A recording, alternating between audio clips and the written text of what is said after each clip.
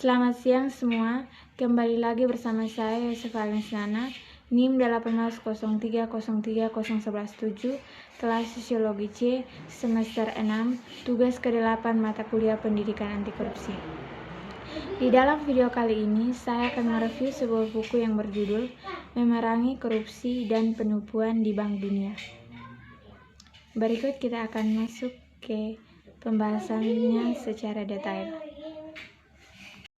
Memerangi penipuan dan korupsi di Bank Dunia. Analisis kritis dari sistem sanksi. Pengantar, pada bagian awal buku ini, penulis memulai dengan menjabarkan secara umum isi dari buku.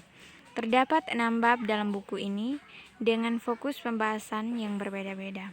Selain itu, penulis juga sedikit menampilkan biografinya. Penulis menjelaskan bahwa Grup Bank Dunia adalah salah satu lembaga keuangan internasional terkemuka di dunia, termasuk lembaga keuangan nasional yang menyediakan dana untuk beberapa pemerintah yang menjadi anggotanya. Dana dari grup ini diberikan dalam berbagai bentuk seperti pinjaman, hibah, investasi, ekuitas, dan jaminan kepada para anggotanya dan bisnis pribadi. Dukungan ekonomi seperti itu memungkinkan peminjaman untuk melakukan proyek yang biasanya melibatkan pengadaan barang, pekerjaan, dan jasa. Kemudian penulis menjelaskan bahwa dalam buku ini akan secara detail membahas tentang sebuah mekanisme untuk memberikan sanksi kepada praktik terlarang lainnya dari entitas individu yang tidak jujur. Individu dan entitas terkait dalam pembuatan atau praktik yang dapat diberi sanksi yang pada dasarnya sebanding dengan pelanggaran seperti penipuan, korupsi, dan pemerasan dalam proyek-proyek terkait bank.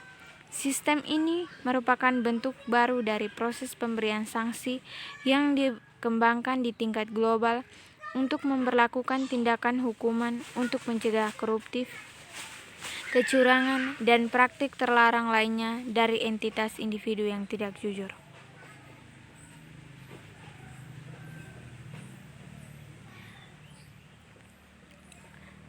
Bab 1. Sistem sanksi Bank Dunia, tinjauan sejarah dan latar belakang. Pada bab 1 secara garis besar, penulis membahas tentang pengantar umum proses sanksi Bank Dunia yang akan menjelaskan strukturnya dan cara fungsinya. Bab ini juga akan menawarkan analisis yang komprehensif tentang alasan-alasan tersebut, mengenai mengapa proses sanksi Bank Dunia didirikan dan pendekatan multilevel yang dimilikinya dikembangkan untuk mencegah dan memberantas korupsi. Akhirnya, ia akan menganalisis file proses sanksi dari perspektif komparatif. Secara khusus, memiliki garis bawah peran penting yang diberikan daftar hitam dalam perang melawan pelanggaran ekonomi di tingkat domestik transnasional. Penulis menjelaskan bahwa ada 3 faktor penyebab dijalankannya penerapan proses sanksi Bank Dunia.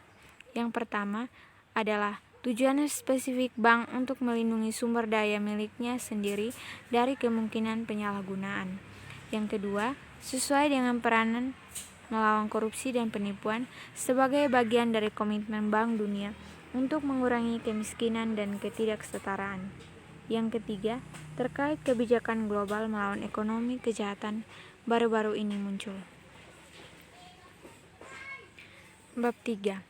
Membingkai Bank Dunia, sanksi kekuasaan sumber dan prosedur.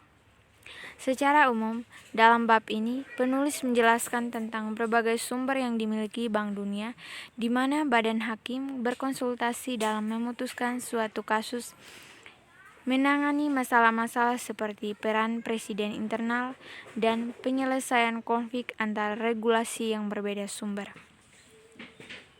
Kemudian, bab ini akan beralih ke pemeriksaan rinci dari berbagai tahapan prosedural di mana proses sanksi dibagi. Penulis memulai dengan menyajikan analisis berbagai sumber hukum yang mengatur proses sanksi.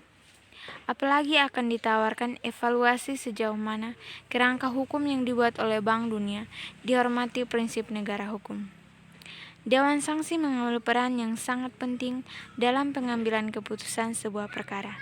Dewan Sanksi mempertimbangkan keseluruhan keadaan dan semua potensi yang memberatkan dan meringankan faktor untuk menentukan sebuah sanksi yang tepat.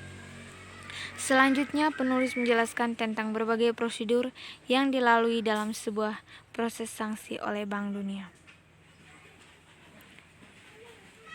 Bab 4.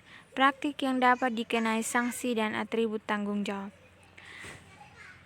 Secara umum, bab ini menjelaskan tentang analisis mendetail tentang berbagai pelanggaran yang dapat dikenakan sanksi oleh Bank Dunia. Yang disebut praktik yang dapat diberi sanksi akan memeriksa berbagai jenis kemungkinan pelaku, individu, firma, dan grup perusahaan, dan kriteria untuk mengumumkan kewajiban.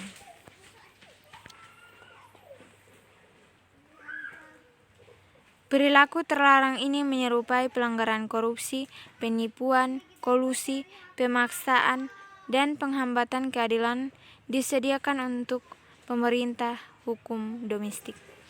Bank Dunia telah mengidentifikasi 5 praktik dasar yang dapat dikenai sanksi sebagai hukumannya dapat dihukum melalui proses sanksi, yaitu praktik korupsi, curang, kolusif, koersif, dan obstruktif praktik.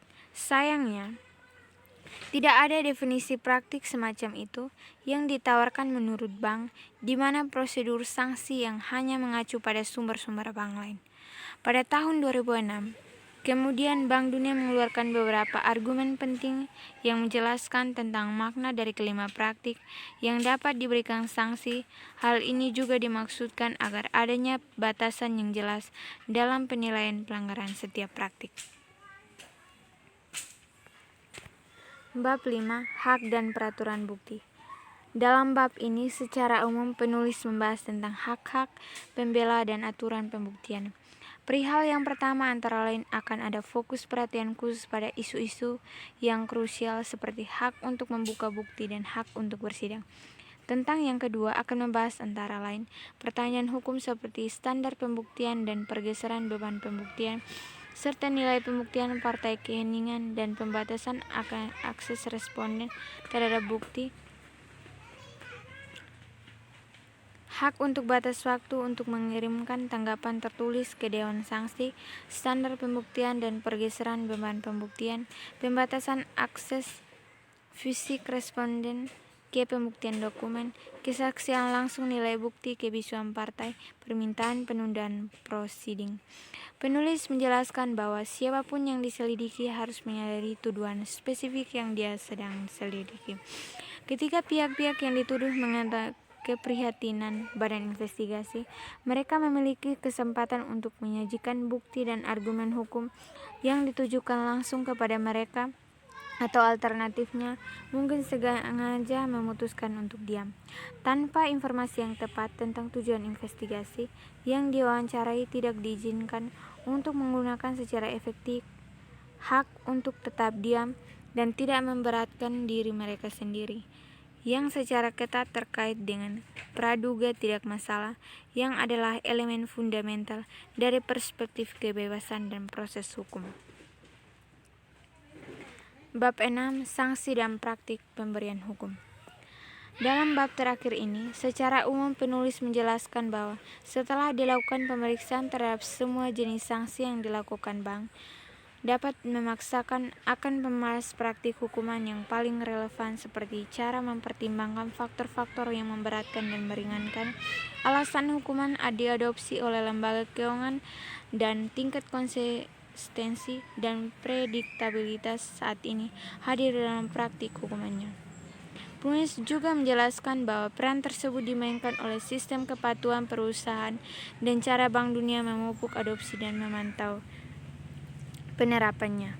Penulis juga menjelaskan bahwa peran tersebut dimainkan oleh sistem kepatuhan perusahaan dan cara Bank Dunia memupuk adopsi dan memantau penerapannya. Proses sanksi telah dikembangkan untuk menghindari penetapan hubungan komersial antara Bank Dunia dan entitas yang tidak jujur. Namun tidak ada perbuatan terlarang yang dilakukan oleh penawar dalam proyek yang dibiayai bank dianggap relevan. Memang tanggung jawab korporasi juga tanggung jawab individu. Mungkin hanya berasal dari praktik khusus yang dapat diberi sanksi, di mana untuk menangani individu atau badan hukum yang terlibat dalam komisi praktek sanksi. Bank Dunia telah mengembangkan persenjataan substansial sanksi. Ada setidaknya 4 sanksi yang diberikan Bank Dunia sebagai sanksi, yaitu pemberian surat teguran untuk kasus-kasus kecil, pemberhentian badan tertentu secara berkala, pemberhentian total atau pembekuan sementara, dan ganti rugi keuangan hasil pelanggaran. Keempat sanksi ini bisa diberikan sesuai dengan beban pelanggaran yang diputuskan dalam sidang oleh Dewan Sanksi. Terima kasih.